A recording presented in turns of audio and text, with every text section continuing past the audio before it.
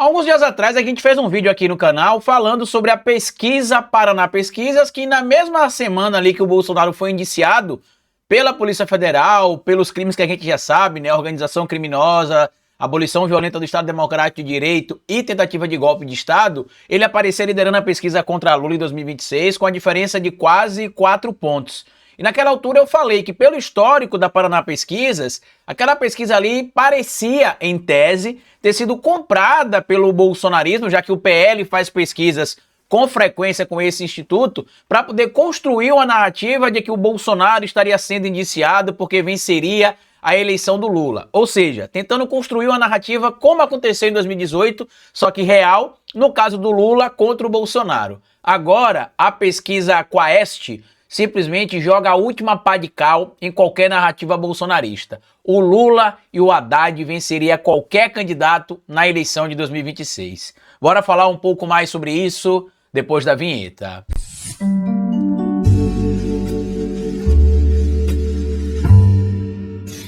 Meus amigos, mesmo com pesquisa supostamente comprada ali, o bolsonarismo não consegue tapar o sol com a peneira. Apesar de a gente ver que a mídia corporativa, tradicional, liberal, de direita, no geral, tem tentado macular a imagem do governo do presidente Lula, na prática os índices têm melhorado a cada pesquisa e inclusive o Lula conseguiu até emplacar, de acordo com a pesquisa Genial Quaest aqui, o nome do Haddad para 2026, caso o Lula não seja o candidato à reeleição. Tem muita gente do mercado, inclusive, torcendo para que o Lula não seja candidato, que ele morra, tanto que se você observar as movimentações que o mercado teve no período que o Lula se internou para fazer uma cirurgia e depois que precisou fazer um outro procedimento por conta daquela queda que ele teve em outubro, você vê que a bolsa operou em alta, o dólar em queda, porque realmente para o mercado eles preferem que o Lula morra e não faça parte mais de um governo do que o Lula exista, atue e tente repartilhar o pão ali com o pobre, como as pessoas costumam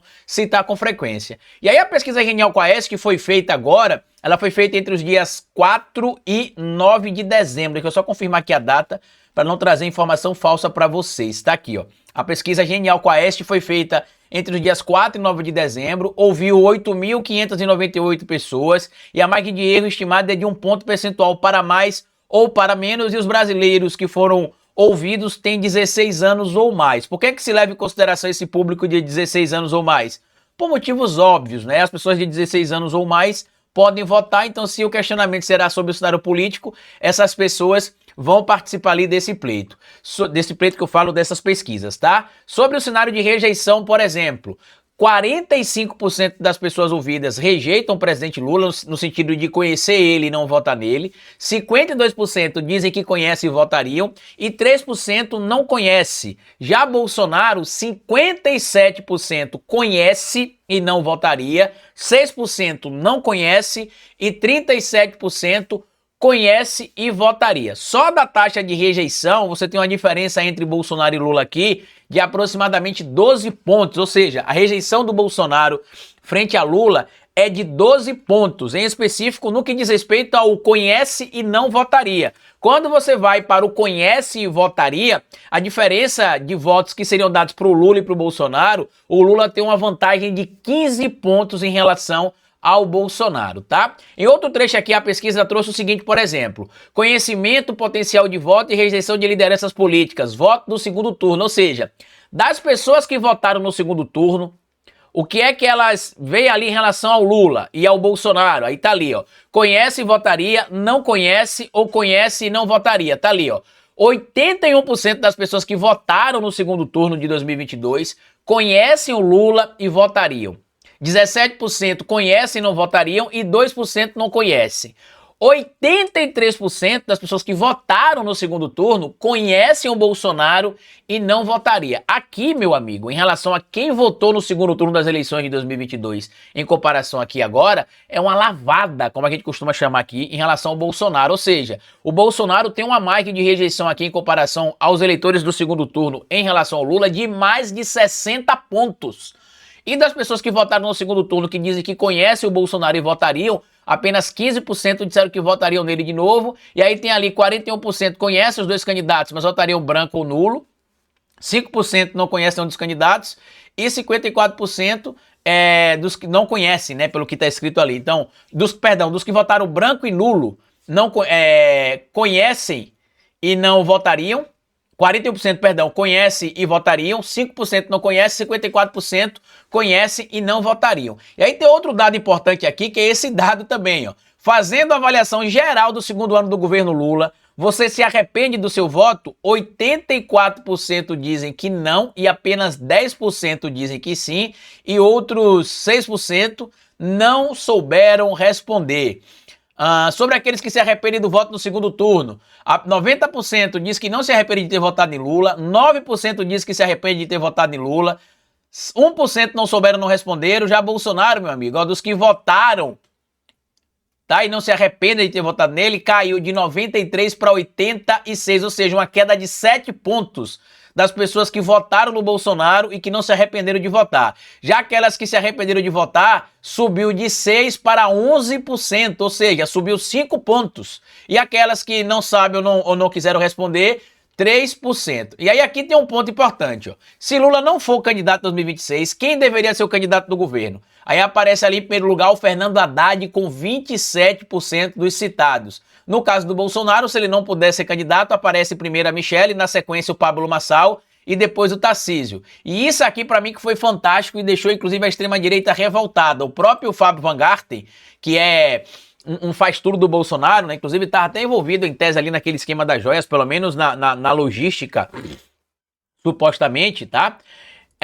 Ele comentou sobre essas questões do resultado da pesquisa que a gente vai citar já para vocês aqui. Por quê?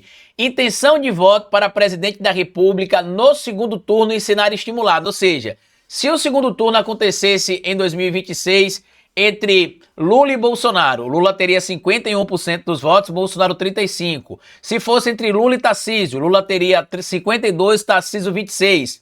Se fosse entre Lula e Pablo Marçal, Lula teria 52%, Marçal 27%. Se fosse entre Lula e Caiado, Lula teria 54%, Caiado teria 20%. Agora, se fosse entre... cadê? Deixa eu procurar aqui o outro cenário. Se fosse, por exemplo, entre... Deixa eu pegar o segundo cenário aqui. Se fosse entre Bolsonaro e outro candidato, por exemplo, se fosse Bolsonaro e Haddad, Haddad ganharia do Bolsonaro, tá aqui, só pra vocês verem, tá? Haddad ganharia do Bolsonaro com 42%, Bolsonaro teria 35%. Se fosse Haddad contra Tarcísio, Haddad ganharia do Tarcísio, Haddad teria 44%, Tarcísio teria 25%. Se fosse Haddad e Pablo Marçal, Haddad teria 42%, Marçal 28%. Se fosse Haddad e Caiado, Haddad teria 45% e Caiado teria 19%. Isso aqui, meus amigos, gerou uma revolta no universo do bolsonarismo, por quê? Como eu citei para vocês alguns dias atrás, eu achei muito estranho esse material que foi divulgado aqui da pesquisa Paraná Pesquisas, que mostrava Bolsonaro ali com 37,6% das intenções de votos e Lula com 33,6%. 4 pontos de vantagem ali pro Lula, ou melhor, pro Bolsonaro contra o Lula, no primeiro cenário. E eu tinha citado para vocês aqui na época que eu não gosto de fazer questionamentos a institutos de pesquisa, mas alguns institutos, como o Veritas, como o próprio Paraná Pesquisas, que têm ligação frequente com ações com o partido, levantam no mínimo um questionamento sobre a veracidade dessas pesquisas. Tá? A gente sabe que a Paraná Pesquisas, por exemplo, errou várias pesquisas de 2020 para cá. Todas elas ali têm algum tipo de influência do bolsonarismo, como a gente tem acompanhado em tese. E aí o faz-tudo do Bolsonaro, o Fábio Van Garten, ficou revoltado ao saber que o Lula venceria as eleições, que o Haddad venceria as eleições. E eu quero trazer um ponto importante aqui, porque ele defende que seja feita uma CPI dos institutos de pesquisa que manipulam as pesquisas, que mentem e que enganam. E aí eu tenho de concordar com ele, eu também defendo que seja feita essa CPI, sabe para quê? Para mostrar que muitos institutos divulgados por bolsonaristas são formados por picaretas que recebem dinheiro de empresários ou do próprio PL, supostamente, para produzir pesquisas de acordo com os interesses do universo do bolsonarismo. Olha o que teria dito o Fábio Van Garten aqui, ó. Já passou da hora de levarmos adiante a CPI dos institutos de pesquisa. Manipular, mentir, enganar, distorcer a informação gera obviamente instabilidade da ordem democrática. É mandatório que o tema das pesquisas seja incluído toda vez que se discutir fake news. E aí ele publica aqui, ó. Segundo a pesquisa divulgada, o Lula teria mais votos hoje do que em 2022. Sei.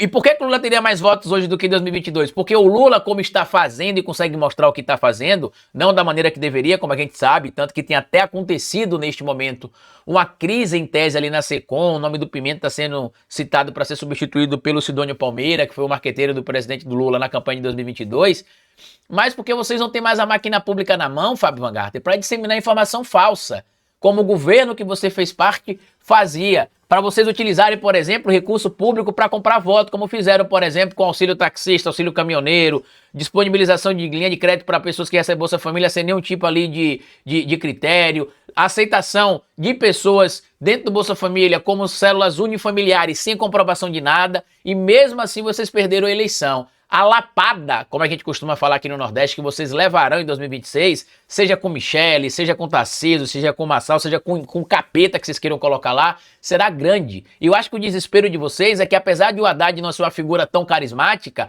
por conta do trabalho que o presidente Lula tem feito nesses 2 anos de governo, ele consegue indicar, se for necessário, um sucessor com viabilidade de eleição, como ele fez com a Dilma em 2010 e como ele conseguiu reeleger a Dilma em 2014, mesmo com toda a mídia brasileira atacando a Dilma e ajudando, inclusive, a conspirar no golpe que derrubou a presidenta sem cometimento de crime no ano de 2016. O que eu posso dizer para a extrema-direita é o seguinte: chupa, se prepara, porque a rapadura, meu amigo, ela pode ser dura para algumas pessoas, mas para quem anda correto e quem sabe como é que faz para amolecer a rapadura, consegue chupar a rapadura, tomar um cafezinho e nem percebe o café amargo por causa da doçura da rapadura, tá bom? Grande abraço. Se quiser colaborar com o nosso trabalho, tá aqui o nosso QR Code de Pix. Aqui embaixo tem o nosso endereço de Pix, que é esse, ou historiadoroficial@gmail.com. E até o nosso próximo encontro. Tchau!